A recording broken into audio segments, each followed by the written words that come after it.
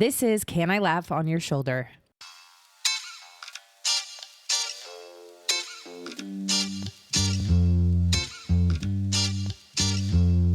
Hey, welcome to Can I Laugh on Your Shoulder? I'm Molly Stillman, and this is a podcast where I get to sit down with a different guest each week and have raw, funny, often brutally honest conversations about the things that matter most: faith, business, life, and everything in between, where we each learn how to be good stewards of the things we've been entrusted with, even our stories, and how we can use those things to serve others and leave our families, our friendships, and our communities a little better than we found them. I want to create a space where people are unafraid to be themselves and unafraid to ask the questions the rest of us are thinking. My goal is to make you laugh, cry, and laugh till you cry. My guest this week is Greg Jones, the president of Belmont University in Nashville, Tennessee. He took the position in June of 2021, and he has quickly become known as a hope dealer across the campus. Their motto has become "Let Hope Abound." He is known as a leader and strategist whose creative engagement has helped institutions across the world and in local communities create transformational resource models. He's passionate about reshaping cultures within and across organizations, and he coined the term traditioned innovation to capture how he reframes complex challenges to seize significant opportunities. He's known for an entrepreneurial mindset as well as emphasis on character and purpose in higher education, which he emphasizes in his leadership at Belmont. Across campus, he's either known as Greg or President Pop Pop, which he tells the story about in this episode. And I want to tell you that I just adore him. I think he is a phenomenal human being, and he is a phenomenal leader. And I really love how Belmont University is becoming this university that is really setting a different standard for developing partnerships across the globe. You know, everything from solutions to poverty and just in general, inspiring hope and purpose among today's young people and in the business community and in the academia world. Greg is incredible, and I really love his story, even though he may or may not have been at Duke University for a while. But we talk about that, how we can get past that. But we really had such a great conversation. I know that you're going to be inspired and encouraged. So without further ado, on to my conversation with Greg Jones. Well, I am so excited about today's guest, Greg Jones. Welcome to the show. Thanks for being here. Thank you for the invitation. It's a great joy to be with you. And I just gotta put my cards on the table right here at the beginning, Greg, okay? I am a Carolina fan, and I know that you have some ties to the other university that is down 8 miles down the road. Just have to say I had a better Saturday than you did. Yeah, but you know what? Here's the thing, Greg, okay, is that for the rest of time, I can say, how did Coach K's last 2 games go against Carolina? How did they go? I just would like to revisit that. There is that. I know, well, but my favorite Coach K line of all time was when he said the only difference between Duke and UNC is Duke doesn't have a great university 8 miles away. Oh, that's a good line. That is a good line. Well, and it's funny because I mean, we live in Durham. And so, I mean, we live in Durham. We have a Durham address. We don't live in Durham. We live in the country. But where do you live? So we live in kind of the rural buffer area. We're in a really weird area where we're like the country. I mean, it's North Durham, if that makes sense, but it's... Sure. Yeah. So we're closer to Hills. Both in Chapel Hill and Durham at different points in time. We're closer to Hillsborough than we are Durham, even though, you know, but we love this area, and, you know, we've lived here for many years, but my husband went to Carolina. I didn't go to Carolina. So, but when I first moved to North Carolina, pretty much one of my first jobs was working for WCHL, which was the local radio station in Chapel Hill. And so I would cover the games. And then, of course, I met my husband, and who went to Carolina. And needless to say, we're Carolina fans in this house. But that's okay. You know what? This is called the grace. It's called grace right here. This is the Lord unites people of all walks. Some of my favorite friends are Carolina fans. I know. And it's funny because a couple of my best friends are huge Duke fans. So we just don't talk on Duke Carolina game nights. Right. All right. Well, I am really excited to know just all of your background. You are currently the president of Belmont University over in Tennessee. And I know you have a background in divinity. You were, dean of the divinity school at Duke for years. And I'm just really curious to hear the Greg 101 because I'm really interested to know how an ordained minister and former Duke Divinity School dean becomes the president of Belmont University. So give us the Greg 101. So tell us who you are, what you do, and how you got to where you are. Well, thanks. I'm Greg Jones and president of Belmont for the last year and a half. I come from a family of preachers. So when people ask me why I went into the ministry, I said, it's a family business. I didn't know I had a choice. And along the way, I also became an academic and a teacher. And so I consider myself a lifelong educator. I taught at Loyola College in Baltimore, now Loyola University, for 9 years, and then came back to Duke as dean of the Divinity School. And along the way, I also discovered I have a passion for innovation and entrepreneurship. Unnerved my provost when I scored the highest among all trustees and deans on tendency toward innovation. That was a little unnerving for him, but that's kind of the culture for me. And I've done a lot of different things, mostly in education. And about 2.5 years ago, got a call asking if I'd be interested in considering Belmont, a university that has grown a lot over the last 20 years with a real passion for innovation and an entrepreneurial mindset.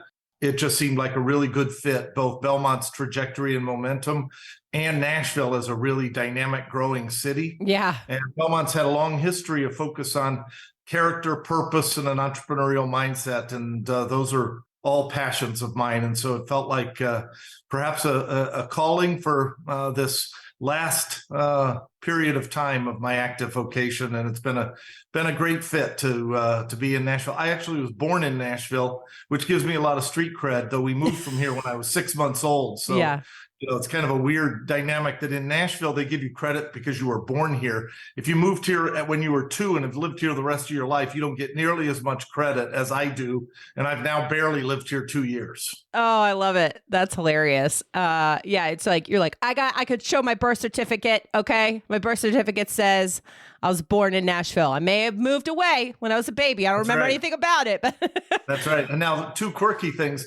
Literally outside my window of my office is a red brick apartment building that my parents lived in when my brother and sister were born. Wow. They bought a little house in Nashville by the time I was born. And then I discovered after my appointment was announced that my paternal grandmother actually went to Ward Belmont College, our predecessor institution, 100 years ago this year. Wow. Wow. So it felt like somehow I was destined to be here. Yeah. Yeah. That is a really cool story. I'll be honest. It's, I love Nashville. Big fan of Nashville. The food in Nashville, fantastic.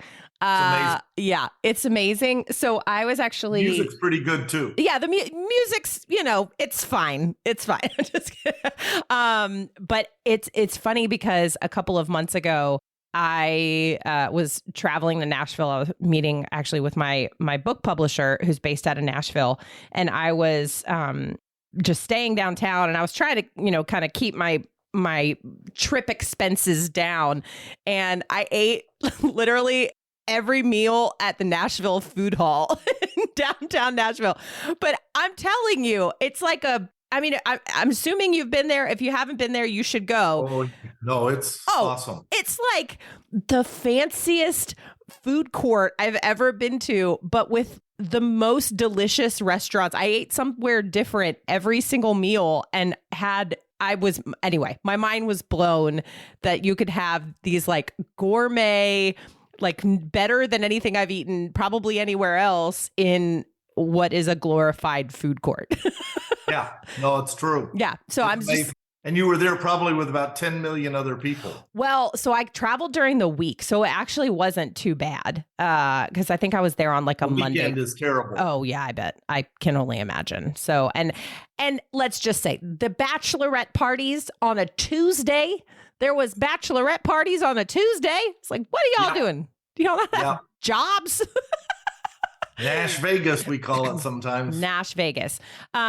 Well, I love Nashville. And I remember the first time I actually even probably heard of Belmont University was when they had the presidential debate. When was that? Was that like '08 or was that 12? And then we did it again in 2020 in the midst of COVID. That's right. We've done it twice. Yeah.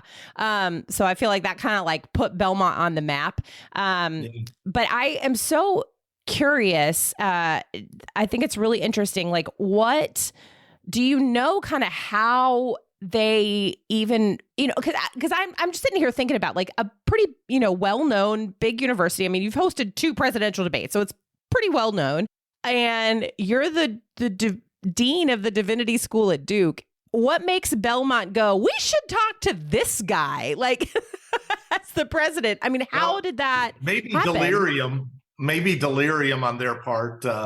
Actually, it's an interesting story. So I had been to Baylor for a brief period of time and served as executive vice president and provost. So I was kind of known in the broader Christian higher education world a bit.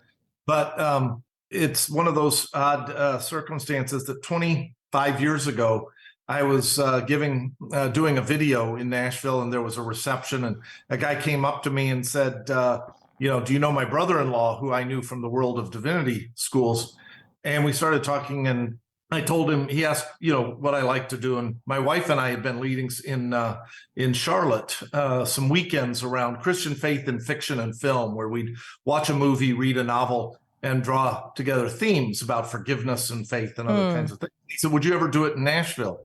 And so I said, well, if you could find a venue and pull together a group of couples or lay people, we'd be glad to do it. So we ended up doing that for 9 years. And unbeknownst to me, it turns out that about 6 or 7 members of the board of trustees at Belmont were in that group. And so they'd heard me and gotten to know Susan, who's way better than I am. And so they had kind of gotten to know us. And so evidently they'd started talking about whenever my predecessor retired, maybe they ought to see if I'd be interested. So, I've had a background in higher education and in leadership kinds of issues. And so that inspired them to inquire. And through the conversations, they became interested. I became interested. Susan sensed it was a calling, and here we are. I love that story. So one of the things that you're kind of known for around campus is you want the students to call you Greg, which I just love. But you're really known for this theme of letting hope abound. And would you unpack that for us? Like where, what stems from that, and what does that look like on a practical everyday level on a college campus?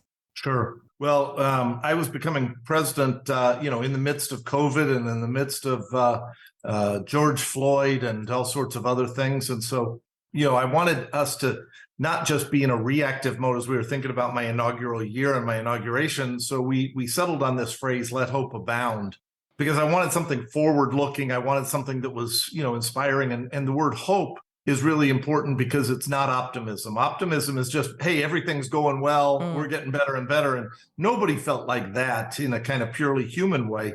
Hope orients us more toward the future and a sense of both taking account of the realities of the present and yet believing that there's something beyond that. For us at Belmont, that would be God. And so that notion that we could have that. And then my wife suggested the term abound because it's a great image in the Bible of God abounding in steadfast love. And it's got that kind of significance where it conveys, even the word sounds energizing. Yeah. This is abounding. And so we wanted something that would say that. And then the word let became kind of permission giving. It was like, let hope abound. You can go, let's try it. And we initially thought it'd just be for the inaugural year and for my inauguration. Well, it really caught hold because I think people were yearning for something to believe in, during the pandemic and during so much other turmoil. I'd been saying that the future didn't seem what it used to seem. And that a lot of people were just not sure there was a reason for hope. And so that spirit became really significant. For my inauguration, some alums, including Melinda Doolittle, a former American Idol finalist, wrote a song called Let Hope Abound that was sung at my inauguration. It's an incredibly inspiring song. And so, I joked that when I was at Duke, if I wrote an essay about an idea, 8 people might read it, and that would include my family, most of whom would lie about whether they read it. I came to Belmont, we had a phrase, and there have been 4 songs written set to Let Hope Abound. And and that music carries something really powerful. And what we discovered was that it wasn't just the inaugural year, that it's actually become a tagline that people are really holding on to. I was in downtown Nashville at a reception, and a guy came over to me and he said, "You're the new president of Belmont." And I said, "Yeah." And, I always brace myself when somebody says that, because usually it's followed with, "Why didn't you admit my child?" Or, "The food in the cafeteria is terrible," or some other complaint. And he said, "You're the new president of Belmont." I said, "Yeah." And then he said, "Y'all are the hope people." And I thought, "Oh, I'll take that." I thought that's a good thing to be known for. Yeah. Yeah. I love the way that has kind of just caught on and inspired so many other things. And, you said something at the beginning when you were kind of talking about your journey and how, here you grew up in this family of preachers and you kind of found your way into academia and, but while also, maintaining your kind of connection to faith and all that kind of stuff, which is obviously, I feel like even a whole other conversation of faith in academia. But you talked about how you had this propensity towards innovation.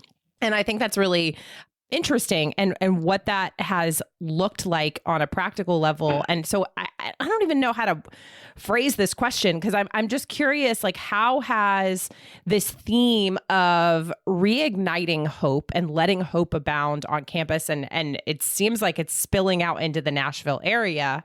And I know that you guys are even, cultivating partnerships across the globe, with the themes of hope and purpose.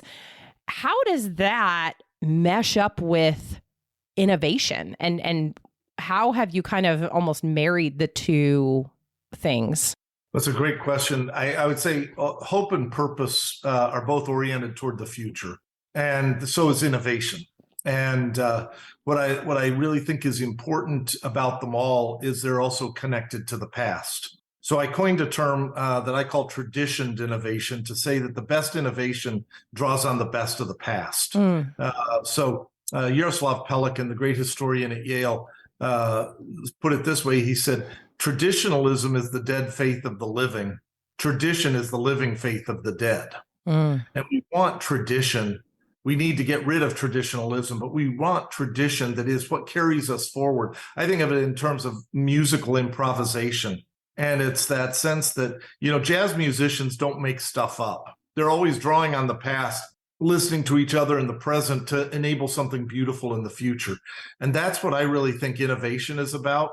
It's connected similarly to hope because it's oriented toward the future in that sense of purpose and having a North Star. And it also takes account of the brokenness of the past and the realities of the present. So you're going to draw from the best of what's brought us from the past and the present, acknowledge the realities, and then innovate to provide a more life-giving future. And, I had written a couple of books over the years and written other essays around the theme of forgiveness. And I'd always thought, forgiveness would lead to new life. And what I discovered was leaning into innovation also helps to heal the past by drawing out the best and overcoming the worst. And so that notion of leaning into innovation, I think, is really powerful. And I've learned that from some extraordinary people who've been kind of paradigms of hope, or as Carlos Whitaker talks about it, he talks about being hope dealers. Yeah. And that's, what I think the best innovators are. They're people who are hope dealers and change the equilibrium and make life better for others. What is one of the ways that you have begun to put this into motion? What are some of the things that I love that, how did you coin it? Traditioned innovation. So what are some of the things that you have been doing to work towards that?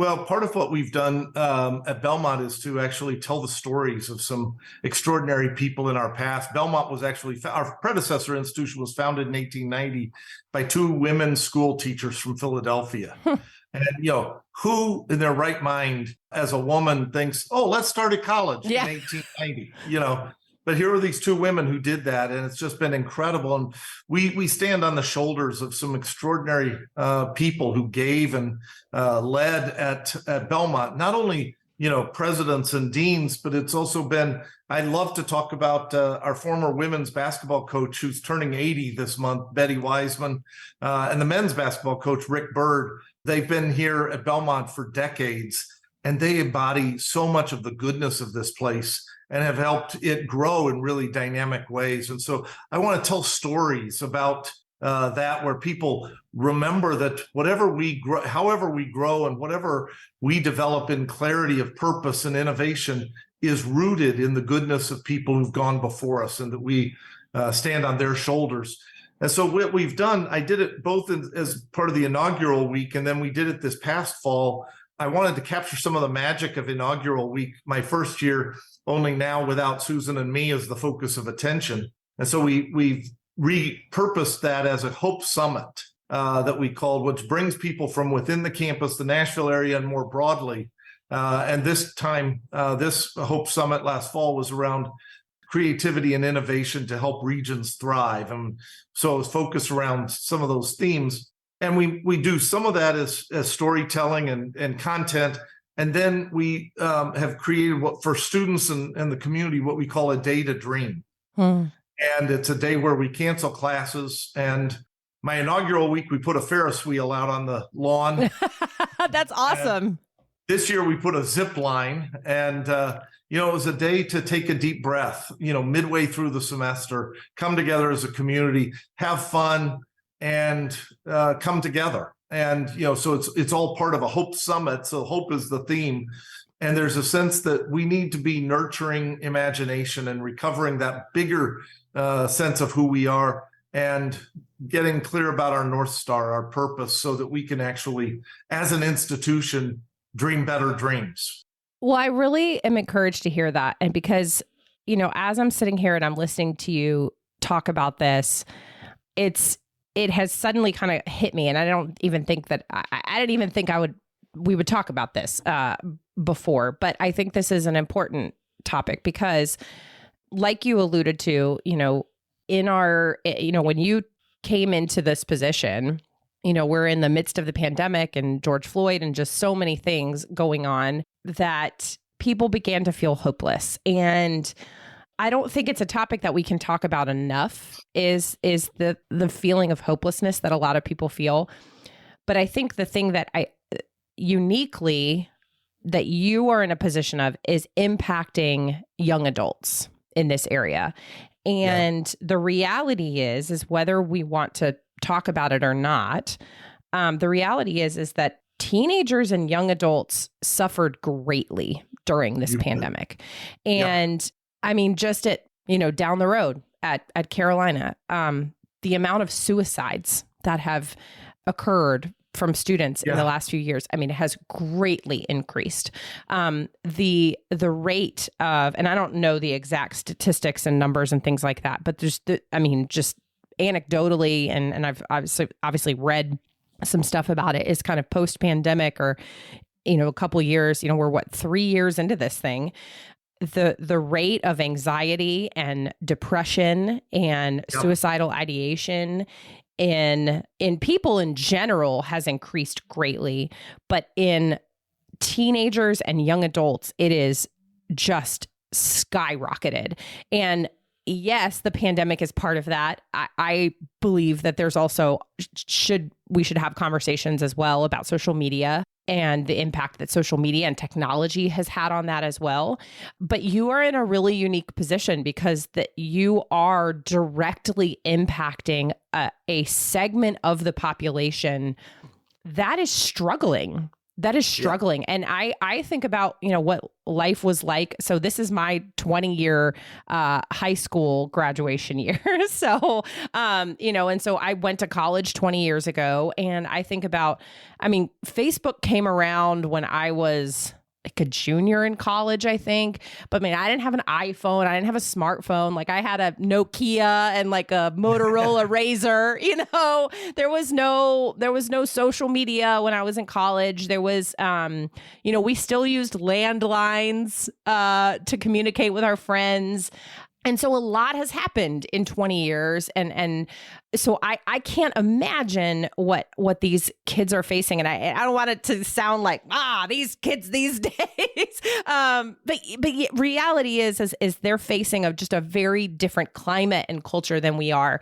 And so I don't know. I'm just, as you were talking, I started thinking about that is, you have this really unique opportunity, and have you been conscious of that? And I love that day to dream and things like that. But I'm curious, you're in your conversations with students. Yeah. What has that looked like? How has that kind of challenged you, inspired you, encouraged you, all those things? Yeah, well, it's a great question. It's a really serious set of issues. Right. The reality, if you look at the statistics nationwide, the 5 years before the pandemic, or even the 7 years, the rise in loneliness, anxiety, depression, suicide ideation among high school students and college students was already, the only reason it didn't look like a dangerous cliff and it was just a kind of a steep ski run was how they did the X and Y axis. Right. But by any measure, it was already growing. Yeah. And then, for the pandemic to hit, and I have a friend who said to me, the people who the pandemic hit the hardest were 7 to 11-year-olds and 17 to 22-year-olds.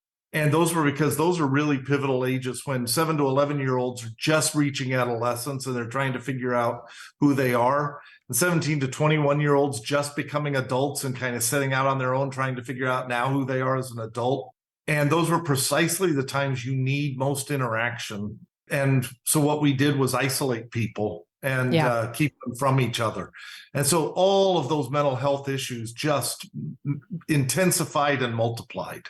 And I've been mindful of that. We've seen our faculty talks a lot about it, that there are a lot more presenting issues that they need to pay attention to. And, the reality is we've increased our mental health services, but if you're just doing it in a reactive mode, you can't hire enough people. You can't provide enough things to treat the symptoms. And so we have to get to the deeper issues. And that's part of what we've been talking about is I remember E.M. Forster's famous line, only connect. And I think a lot about that because right before the pandemic, a year or so before, a guy named Johann Hari had written a book called Lost Connections. And it was about dealing with some of these mental health issues. And he was saying we've gotten disconnected on multiple fronts. And so what I've been focused on is how do we try to ensure that all our students feel connected in a variety of ways, whether that's to a student group, to their professors, to other kinds of activities, to musical opportunities. We have a campus that has tons of people who are either focusing on becoming musicians or in the performing arts, and how to see that as a community that can nurture that. And so we've been spending a lot of time thinking about how to be proactive in fostering connection and that sense of community. And that's where the kind of letting hope abound. I've talked about, the importance for young adults of fostering unlikely friendships. And that may mean somebody from a different region of the country or a different race or economic background. It's also fostering unlikely connections between artists and scientists or business people and social workers and discovering that sense of community. And part of the Day to Dream is designed to, not just rest, come together and have a good time and, laugh and do goofy things, for the Day to Dream. It was right around Halloween. And so Susan and I dressed up in bear costumes and wandered around campus, and it was fun, to just be seeing people in that light and fostering that sense of community is part of what, I do encourage students to call me Greg, or I've also invited them to call me what my granddaughter calls me. My grandparent name is Pop Pop. And so when she found out I was becoming president, she said, "Oh, President Pop Pop." And, it's just, I was out on campus yesterday and some students called from across the lawn. And they said, "Hey, President Pop Pop." And we all just started laughing. And I just thought, it humanizes me. It takes me off of a kind of, ooh, there goes the president kind of tone. I want to foster that sense of community. And, we've been talking a lot with students and faculty and staff about, being joyful. And that doesn't mean everything's going your way. Right. When Paul's writing in the letter to the Philippians, rejoice in the Lord always. Again, I say rejoice. He's in prison. Yeah. And so I just say, you can be a carrier of that kind of joy. Or we've also talked about how students can be agents of hope to each other. And that means that, you can convey that to someone else. And you never know what they're going through that particular day. And, I've just been walking through a period with a dear friend whose wife died at a young age. And it's been heavy and burdensome. And then there've been people, who've just played a practical joke on me or something. It's just been such a gift. And in the midst of that, so we can be that for each other if we're intentional about it. And that's that sense of being an agent of hope or an agent of joy in that sort of way. That's so good. What you were saying reminded me of, there's a Desmond Tutu quote that I have used and referenced to a lot of things over the years. And it's something to the effect of, there comes a point when we need to stop pulling people out of the river. We need to go upstream and find out why they're falling in. And I feel like that's so much of what you're doing is this, just being really intentional about being ahead of this and addressing the reality of what people are facing. And the reality is that none of this is new. None of this is new. It's just amplified. It's kind of, I think in a lot of ways, the pandemic just amplified what was rumbling beneath the surface. And I mean, you can look all the way back into into Genesis. And so people have been struggling since the beginning of time. And, right. it's nothing new. There's nothing new under the sun. It's just, we call it something different. And so, but I really applaud the way that you guys are being proactive and seeing, looking at why people are falling in and trying to keep them from falling in the river, so to speak. Yeah, I learned a lot. We have a wonderful organization in Nashville that's led by a friend, and it's called Porter's Call. And it started a little over 20 years ago. He was doing counseling, and he discovered that a lot of the people coming to him were musicians who had become famous, and in the process had, their marriages had fallen apart. They'd gotten involved with substance abuse of one sort or another. Or they'd had various other kinds of ways their life had hit the rocks. And so they started doing things. And he then got a music publisher to sponsor. The request was to sponsor his artist, just to go, so there wasn't a cost. And he said, "Well, I'll do it, except the condition is you have to make it available to any artist," which was really generous. And so the folks at Porter's Call started doing that, working with people who were having real issues. And then he realized, wouldn't it be better if we helped people deal with these questions before they become famous? And so it was moving upstream, as you were from your quote with Desmond Tutu. And so now they work with young people, including some of our students, on what's it like to have a marriage when you're out on the road as a musician? Yeah. What's it like? Al Andrews, the founder, says the human heart is not made for fame. No. And so how do you help people think about that before they, become famous? And that sense of moving upstream, to use your image, has been something that stayed with me a lot, that I want our people, while they're on campus. Susan and I now teach a course about purpose together. It's called What's Your Why? And we thought we were going to talk a lot about purpose and having a North Star and all those sorts of questions. What we discovered was we're spending a lot of time talking about relationships and who are your people.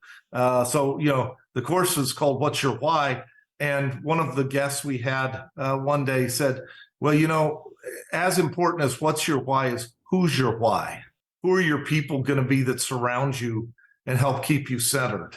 And that's been an image that's really stayed with me because, young adults are trying to figure out who are my people going to be, whether that's a spouse or a close friend. But the question of who's your why has really reshaped my imagination.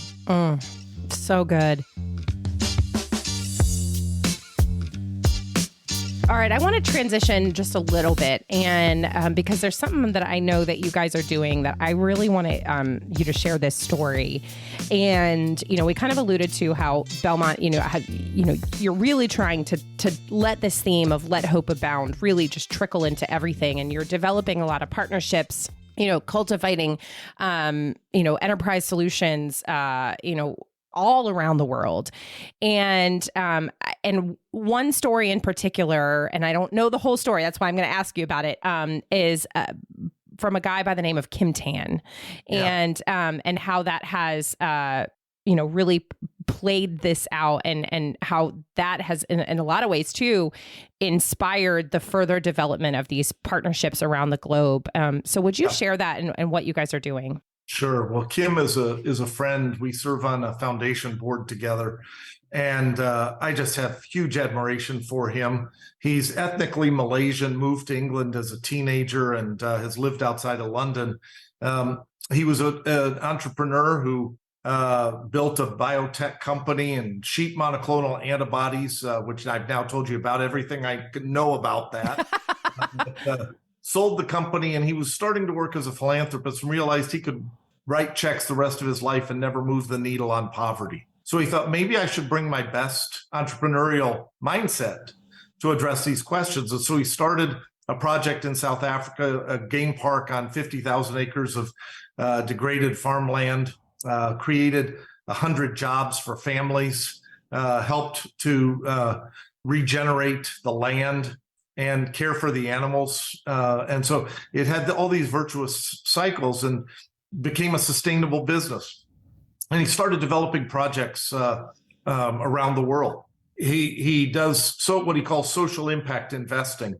And so it's to create sustainable businesses that also help solve major problems. My favorite example of one that you just kind of go, was he has a project in the Philippines that gets women out of sex trafficking, trains them in digital photo editing for American real estate companies.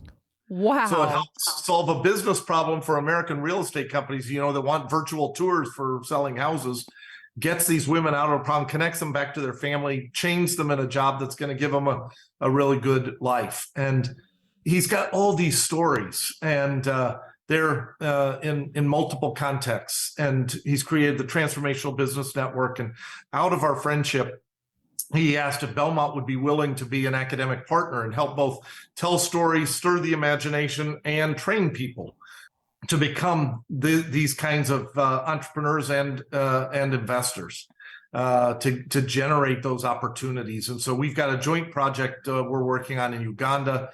And we're also really focusing on storytelling because, when you hear these stories, it's kind of like, well, yeah, okay, sure, why not? But we don't know them. And I think particularly in the midst of the pandemic, and it goes back to the letting hope abound, we've had what I call an imagination deficit disorder. We've had a hard time thinking imaginatively and with a sense of purpose about what opportunities are out there. And the storytelling, many times when you describe something, it's like, well, we could do that in our community. And there are these ways of just inspiring and energizing those possibilities. And so we're working together on building out the network, telling the stories about the network, and then doing training, educational sessions to help multiply the impact of those kinds of examples. And, when I asked Kim about, how many people he thinks he's helped pull out of poverty, and the ways he measures things, he says, well, I don't know, it's tens of thousands. And that's just so encouraging. And, one of the measures in their game park in South Africa is not just whether the people have a living wage. They actually measure the success of their work by how many of their employees are able to buy a home. Because what they've discovered is that home ownership means you're much more likely to send your kids to schools and higher education. So it has a much stronger multiplier impact. So it's not just, do they have a job and are we paying them a living wage? It's, are we paying them enough that they can buy a home that gives a sense of stability and hope for the future? And I want Belmont to be a platform that helps spread those stories and helps educate a younger generation to see the kind of difference they can make in creative ways. Wow. I'm curious, how does Belmont do that on, like, are you guys developing? Like, I'm curious, like, is there a program that students can be a part of? Is it a major? I don't even know. I mean, what that looks like on a practical level. We have had a social entrepreneurship major at Belmont. We were the first college in the country to have an undergraduate major in social entrepreneurship. It started a couple decades ago. And now we've developed an initiative called BASIC, the Belmont Accelerator for Social Innovation Collaboration. And that's bringing faculty from across different disciplines, working with students and community partners. And so we're doing it in Nashville, in our backyard. One of the projects is right across the street from us in Edge Hill. Another one's in Antioch, where there are a lot of immigrant and refugee families. And we're working on that and trying to give students more opportunities. Kim was one of the speakers at our Hope Summit. And so, I just wanted people to see, this guy who is, he's about 5'4", maybe 100 pounds sopping wet. So, an imposing figure. And he just tells these stories. And it's like, I want to be like you. I want to do things like that. And so we're looking now at how we can have students go on trips to see some of his projects in Africa or in Southeast Asia. We're working on building out his network in the United States and in South America. So we want to create a multiplier effect. It starts in Nashville, and we've got to build that out in partnerships. And we want to shine a light on stories of people doing this kind of work locally, regionally, globally. That's amazing. And I mean, what better place to do this work than at a university when you have, some of the brightest minds and, and the hope of the youth and they're the innovators, and they're the ones that are going to be coming behind your generation and my generation to put these things into place. And so the more that we can inspire them to think outside of themselves and make real lasting change. That's incredible. Indeed. We have a program at Belmont that we've had called 100 Entrepreneurs that just celebrate graduates who are doing that kind of work already. We have some faculty members. We have a Hispanic faculty member, Jose Gonzalez, who started one of these projects in Nashville 20 years ago. And so we just want to shine a light on these people, because I think you're right. An educational institution that inspires young people to imagine the kind of impact that they can have.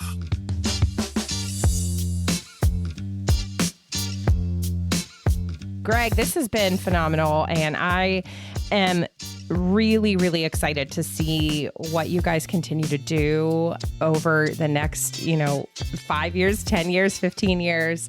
And I'm over here in Durham cheering you on. So thank you. We really appreciate all you do. And, let's let hope abound everywhere we can be, even at Carolina. Amen. All right. Well, now is the part of the show where we ask our last final questions. And the first one, Greg, is, what is the last thing that made you laugh? Last thing that made me laugh was a video from one of my granddaughters that was just so much fun. And she has such an inventive imagination. And when I get videos of, she's 3 years old, and it just cracks me up and gives me joy. Grandparenting is the best thing there is in the world. It's in fact the only thing in the world I've discovered that's not overrated. Oh, I love it. Well, I've got 2 kids of my own, and I would say that my dad, who is also Pop would say the same thing. But he's so funny. My dad is the kind of Pop who he is very different in his popping than my husband's parents are. My husband's parents are, very hands-on. Like, I mean, my husband was an only child and things like that. But my dad's also older. He was older when I was born. He was 41 when I was born. So he's 78 now. And I remember one time he was watching the kids, and my husband and I came home from having a date, and we walked in the house, and my son just vomited all over the floor. And my dad just looks at me and goes, "Already earned that merit badge. We'll see ya." And just walks out of the house. He's like, "All right, bye. We'll see you later." And like, he's done that a couple times where, like, if my kids have had like an accident or something, and then he'll just be like, "Already earned that marriage badge. Peace out." That's a great line. I love it. I know. So anyway, but yeah, he's the best. So love it. Love it. Love it. Okay. And then my second question is, what is the last thing that made you cry? It was visiting a beloved friend who is now in hospice care. Oh. And just realizing the fragility of life and the goodness of his life, and realizing as I contemplate the memorial service, he's the son-in-law of a former president of Belmont, and it'll be a big community gathering at Belmont, and the realization of the impact that he's had in his life, and how many people have loved him, and the fragility, and how quickly life passes. Yeah. When my wife said we need to go over there, I said, "You're right." And we went, and it was a treasured time, but I wasn't dry-eyed when I left. Yeah. Yeah.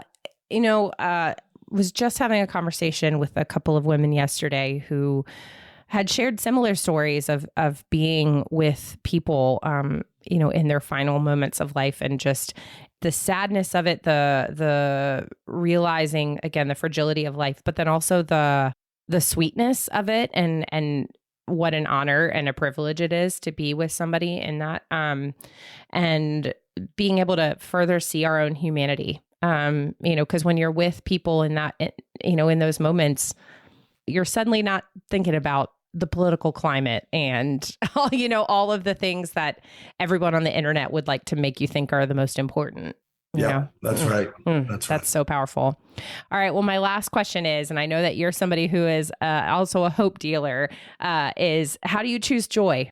I try to wake up every morning and say a prayer that centers me in a really special way. I learned it from one of my heroines, a woman who now lives in Rwanda. She's Burundian. Her prayer every morning is, "Lord, let your miracles break forth every day, and let me not be an obstacle in any way." And that just centers me and kind of gives me a joyful spirit. I will say that probably what makes me the most joyful is the playlist of listening to music. And I have different songs I listen to that depending on what I really need, whether I need to be calmed down or whether I need to be energized. And, that playlist has changed since I've come to Nashville and gotten to know a number of the performers. But probably the song now that just brings me the greatest joy is listening to CeCe Winans, who's a former Belmont trustee and has become a dear friend. Her rendition of the song "The Goodness of God." Oh, so good. It just makes me feel so joyful when I hear that song. I've told people at Belmont that I listen to it whenever I've come out of a bad meeting or something that has really irritated me, that it just kind of recenters me and gives me that sense of joy.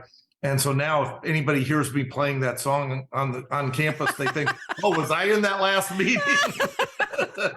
But it's so inspiring. She sang it live at my inauguration, and wow. The whole place just was, overcome with that sense of joy, and it's a memory I'll never forget. Wow, that is amazing. Yeah, we sing that song at our church all the time, and it's a beautiful, beautiful song, and her rendition of it is just incredible. So, yeah. Well, Greg, this has been fantastic. Thank you so much for being here, and thank you for how you are just letting hope abound. Well, thanks. It's been a great joy to be with you. Thanks for all you do, and good luck with those kiddos of yours. I hope you loved this conversation with Greg as much as I did. Please let us know on social media what you liked or if there was something that you learned. You can find me at Still Being Molly or at Can I Laugh Pod, wherever you get your socials. And would you take a moment and head on over to whatever podcast app you're listening to and click that subscribe or follow button and leave a review of the show. That really does help us to get the show out there and to know how the show is impacting you and what you're liking and what you're loving. And it just really means a lot. As always, thank you to the team at Third Wheel Media for producing the show. Thank you for tuning in and week out. And we'll see you next week. In the meantime, I hope something this week makes you laugh till you cry. Bye.